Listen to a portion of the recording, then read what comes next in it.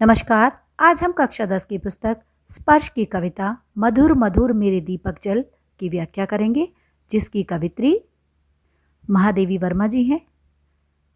सर्वप्रथम इनका संक्षिप्त जीवन परिचय जान लेते हैं। महादेवी वर्मा का जन्म 1907 को उत्तर प्रदेश के फर्रुखाबाद में हुआ। इनकी प्रारंभिक शिक्षा इंदौर में हुई। महादेवी ने छायावाद के 4 प्रमुख रचनाकारों में औरों से भिन्न अपना एक विशिष्ट स्थान बनाया। महादेवी का समस्त काव्य वेदनामय है। इनकी कविता का स्वर सबसे भिन्न और विशिष्ट तो था ही, सर्वथा अपरिचित भी था। 11 सितंबर 1987 को इनका निधन हो गया। इन्हें ज्ञानपीठ पुरस्कार सहित प्राय सभी प्रतिष्ठित पुरस्कारों से सम्मानित किया गया। भारत सरकार ने 1956 में उन्हें पद्म भूषण अलंकरण से अलंकृत किया था। कुल 8 वर्ष की उम्र में 12 मासा जैसी बेजोड़ कविता लिखने वाली महादेवी की प्रमुख काव्य कृतियां हैं निहार, रश्मि, नीरजा, सांध्य गीत, दीपशिखा, प्रथम आयाम, अग्निशदेखा, यामा। और गद्य रचनाएं हैं अतीत के चलचित्र, श्रृंखला की कड़ियां, स्मृति की रेखाएं, पथ के साथी आदि। औरों से पतियाना, औरों को समझाना और औरों को राह सुझाना, ये सब तो सभी करते हैं। कोई सरलता से करते आए तो कोई बड़ी कठिनाई से, कोई थोड़ी झिझक संकोच के साथ तो कोई तीसरे की आड़ लेकर। लेकिन इससे कहीं ज़्यादा कठिन और ज़्यादा श्रम साध्य होता है अपने आप को समझाना। प्रस्तुत पाठ में कवित्री अपने आप से जो अपेक्षाएं करती हैं, यदि वे पूरी हो जाएं तो न सिर्फ उसका अपना बल्कि हम सभी का कितना भला हो सकता है। ये हम सभी जानते हैं कि अलग अलग शरीरधारी होते हुए भी हम सभी मनुष्य एक हैं। मधुर मधुर मेरे दीपक जल, युग युग प्रतिदिन प्रतिक्षण प्रतिपल, प्रियतम का पथ आलोकित कर। प्रियतम सबसे अधिक प्रिय, परमात्मा, आलोकित प्रकाशित। इस काव्यांश में कवित्री मन के दीपक को जलाकर दूसरों को राह दिखाने की प्रेरणा दे रही हैं। वे कहती हैं कि उन्हें अपने ईश्वर पर पूरा विश्वास है और श्रद्धा है। इसी विश्वास के सहारे वह अपने प्रियतम की भक्ति में लीन हो जाना चाहती हैं। वह अपने हृदय में स्थित आस्था रूपी दीपक को संबोधित करते हुए कहती हैं कि तुम मधुरता और कोमलता से लगातार हर पल, हर दिन, युग युगांतर तक जलते रहो, ताकि मेरे परमात्मा रूपी प्रियतम का पथ सदा प्रकाशित रहे।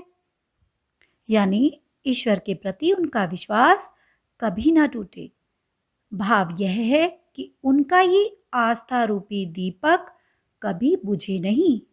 ईश्वर के प्रति उनके मन में सदा विश्वास बना रहे।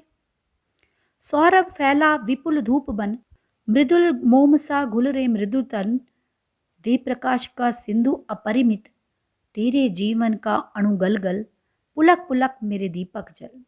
सौरभ सुगंध, विपुल विशाल, मृदुल कोमल, सिंधु सागर, अपरिमित असीमित, पुलक रोमांच। कवित्री अपने मन के दीपक को अनंत रोशनी अर्थात ज्ञान फैलाने को प्रेरित करती हैं।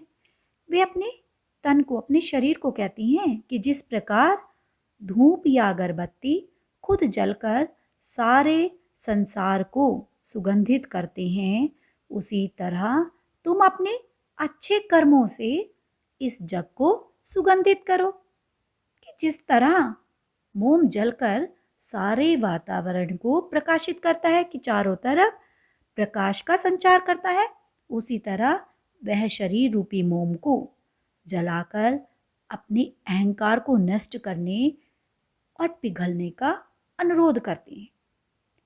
शरीर रूपी मोम के जलने और अहंकार के पिघलने से असीमित समुद्र की भांति ऐसा प्रकाश आलोकित हो जो चारों ओर फैल जाए। इसके लिए शरीर रूपी मोम का हर कण गल जाए। वह अपने आस्था रूपी दीपक को प्रसन्नतापूर्वक जलने को कहती हैं।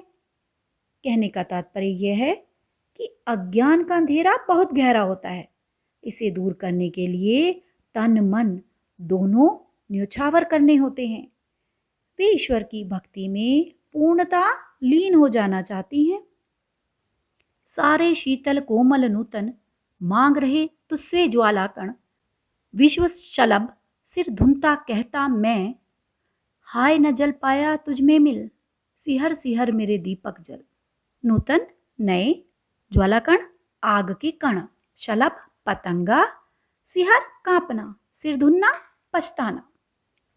कवित्री कहती हैं कि आज सारे संसार में परमात्मा के प्रति आस्था का अभाव है, इसलिए सारे नए कोमल प्राणी यानी सभी के मन प्रभु भक्ति से विरक्त हैं। वे आस्था की ज्योति को संसार में ढूंढ रहे हैं, पर उन्हें कहीं कुछ प्राप्त नहीं हो रहा है। इसलिए वह अपनी आस्था रूपी दीपक से कह रही हैं कि तुम्हें आस्था के प्रति विश्वास की ज्योत देनी होगी, ताकि उनके दीपक प्रज्वलित हो जाएं कि जल जाएं। संसार रूपी पतंगा पश्चाताप कर रहा है और अपने दुर्भाग्य पर रो रहा है कि प्रभु भक्ति की ज्योत में मैं अपने अहंकार को क्यों नहीं नष्ट कर पाया। यदि मैं ऐसा कर पाता तो शायद अब तक मेरा परमात्मा से मिलन हो जाता।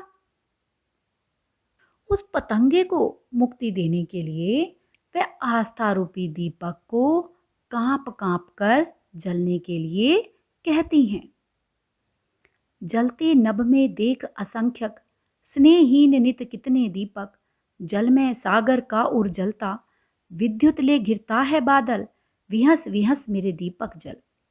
असंख्यक अनेक, स्नेहहीन प्रेम से रहित, नित नित्य, उर हृदय, विद्युत बिजली, विहस भलाई। कवित्री को आकाश में अनगिनत असंख्य तारे नजर आ रहे हैं, परंतु उसे वे सभी स्नेह रहित लग रहे हैं। उनमें दीपक की तरह प्रेम नहीं है। उनके पास प्रकाश तो है, परंतु वे दुनिया को प्रकाशित नहीं कर सकते। इन सबके हृदय में ईश्वर की भक्ति और आस्था रूपी तेल नहीं है, इसलिए ये भक्ति रूपी रोशनी नहीं दे पा रहे हैं।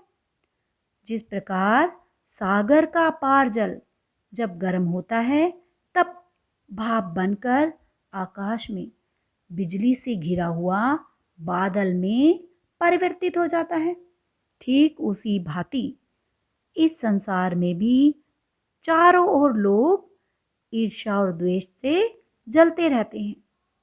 जिन लोगों में आस्था रूपी दीपक होता है वे उन बादलों की भांति शांत होकर ठंडा जल बरसाते हैं कि जिस प्रकार बादल बारिश करके सभी को शीतलता प्रदान करते हैं, जीवन देते हैं, उसी प्रकार जिन मनुष्यों के हृदय में आस्था रूपी दीपक होता है वो भी ईश्वर की भक्ति में लीन हो जाते हैं और संसार के सभी लोगों को उस मार्ग पर चलने हेतु प्रेरित करते हैं।